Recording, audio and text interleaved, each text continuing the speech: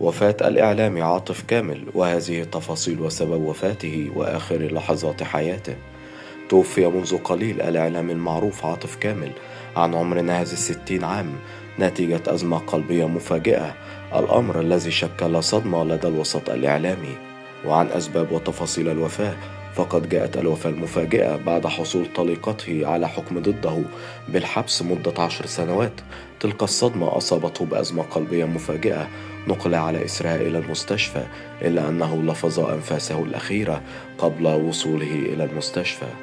عرف عاطف كامل بكونه أحد أبرز مذيعي التلفزيون المصري، حيث بدأ مسيرته الصحفية قبل أن تكتشفه الإعلامية الراحلة سهير الإتربي، وبدأ ظهوره على شاشة التلفزيون المصري من خلال برنامج لو بطلنا نحلم، حيث تميز بتقديمه بأسلوبه الخاص.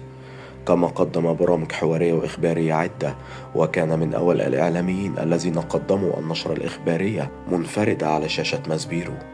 رحمه الله وألهم الأهل الصبر والسلوان.